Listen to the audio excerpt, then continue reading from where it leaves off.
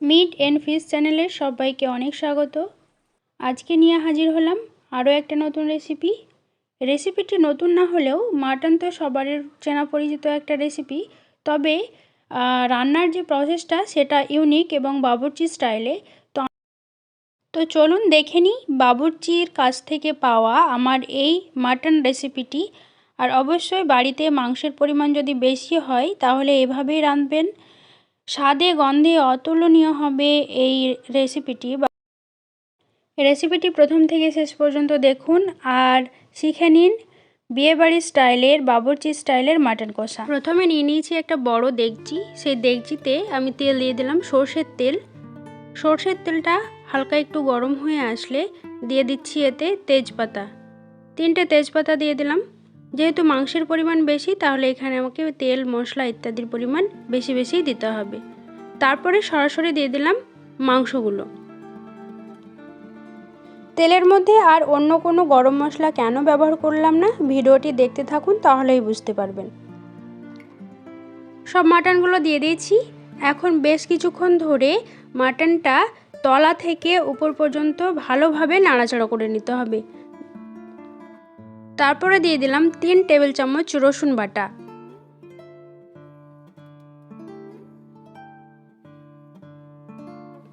এবার ঢাকনা দিয়ে রেখে দিলাম। ঢাকনা দিয়ে রেখে দেবো 10 মিনিট মতন। 10 মিনিট পর ঢাকনাটা তুলে নিয়েছি আর দেখতেই পাচ্ছেন এখানে মাংস থেকে জল ছেড়ে দিয়েছে। তো এই জলেই অনেকটাই সেদ্ধ হয়ে যাবে মাটনটা। তো তার আগে মাটনটাকে খুব ভালোভাবে একটু নেড়ে নিচ্ছি।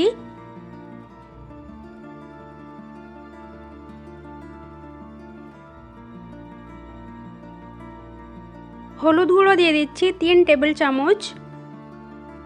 কাশ্মীরি লঙ্কার গুঁড়ো দিয়ে দিলাম 4 টেবিল চামচ। ধনে গুঁড়ো 2 টেবিল চামচ দিয়ে দিলাম।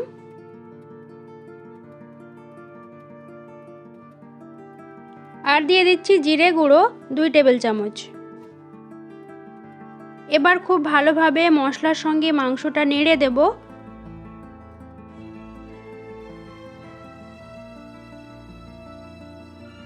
এখন দিয়ে দিচ্ছি পরিমাণ মতন লবণ।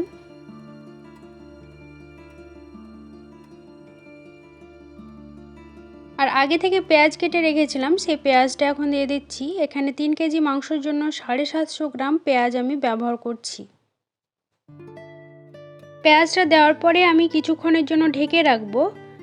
আর যদি আপনাদের রান্নার জায়গাটা একটু বেশি বড় হয় তাহলে পেঁয়াজটা দেওয়ার পরে নেড়ে নিতে পারেন, কিন্তু আমি যেহেতু জায়গাটা এখানে ছোট তাই পেঁয়াজটা দেওয়ার পরে 10 মিনিট মতন আমি ঢেকে রেখেছিলাম যাতে পেঁয়াজটা নরম হয়ে আসে। নরম হয়ে আসার পরে আমি মাংসটার সঙ্গে পেঁয়াজটা নেড়ে দিচ্ছি।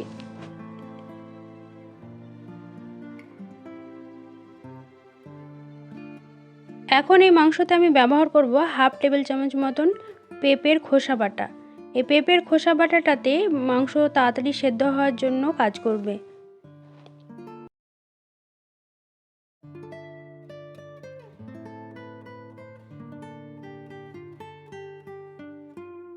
ঢাকা দিয়ে রেখে দেবো। এখন অন্যদিকে একটা পুটলি তৈরি করে নিয়েছি। পুটলিটাতে আছে জায়ফলের একটু অংশ, জয়িত্রী আছে, এলাচ আছে, আর আছে দারচিনি, আর একটা আছে স্টার অ্যানিস। পুটলিটা বেশ ভালোভাবে আমি বেঁধে নেবো, মানে পুটলিটা এখনো তৈরি করিনি, পুটলি তৈরি করে নেবো এই সাদা কাপড়ে বেঁধে। আচ্ছা, তো এখানে আমি বলে রাখি যে আমি মশলাগুলো পুটলির আকারে কেন করলাম। এটা করার কারণ হলো যেহেতু অনেকগুলো মশলা ব্যবহার করছি, গোটা মশলা তাতে আবার, তো গোটা মশলা ব্যবহার করলে কি হয় যে যখন খাওয়ার সময় হয় খেতে গিয়ে অনেক সময় কী হয় মুখের মধ্যে পড়ে, তখন খুব বিরক্তি লাগে। তো আমি পুটলি আকারে বেঁধে নিয়েছি যাতে মশলার যে মশলার ফ্লেভারটা মাংসর গায়ে ঢুকে যাবে, অথচ মাংসের মধ্যে গোটা মশলাগুলো ছড়ে বেড়াবে না, সেই কারণে। এবার আমি 100 গ্রাম পেঁয়াজকে বেটে রেখেছিলাম, সেই বাটাটা আমি দিয়ে দিচ্ছি। আর দিয়ে দেবো এর মধ্যে আদা বাটা। 4 টেবিল চামচ আদা বাটা আমি ব্যবহার করছি এই মাংসতে।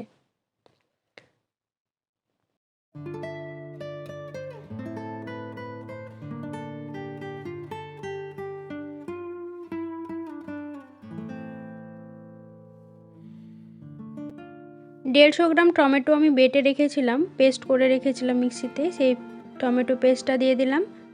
এখন খুব ভালো মতোভাবে নাড়াচাড়া করে নেব। খেয়াল রাখবেন এই টাইমে যে তলায় লাগছে কি না, তলা পর্যন্ত নেড়ে দেবেন।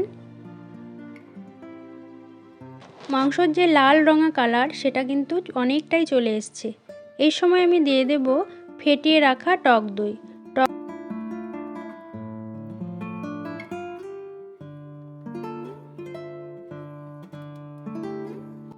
সমস্ত রকম মশলাপাতি দিয়ে খুব ভালো মতো নাড়াচাড়া করে নিয়ে তারপরে মশলার যে পুটলিটা করে রেখেছিলাম এতক্ষণে এটা দিয়ে দিলাম। মাংসর মধ্যে এটাকে ভালো মতোভাবে ডুবিয়ে রাখতে হবে। ডুবিয়ে রাখার পরে ঢেকে দিলাম কতক্ষণের জন্য, যতক্ষণ না সেদ্ধ হবে খুব ভালো মতন। মাঝে মধ্যে চেক করে নেবেন মাংসটা কতটা সেদ্ধ হলো আর গ্রেভিটা কত দূর থাকলো। আর এই তো রান্না শেষের দিকে, দেখতেই পাচ্ছেন মাংসের কালার কতটা, আর ঘ্রাণও অবশ্যই খুবই সুন্দর এসছে, যেটা আপনারা পাচ্ছেন না। তবে পাবেন কখন, যখন আপনারা ঠিক সেম প্রসেসে বাড়িতে আপনারাও রান্না করবেন। এই মাংসতে আমি কিন্তু আর কোনো গরম মশলা বা গুঁড়ো গরম মশলা কোনোটাই ব্যবহার করব না। এই যে গোটা মশলাটা দিয়েছি এতেই ফ্লেভার যথেষ্ট চলে আসবে। আর এখন দিয়ে দিচ্ছি কাঁচা লঙ্কা, চিড়ে রাখা কাঁচা লঙ্কাগুলো দিয়ে ডুবিয়ে দিচ্ছি।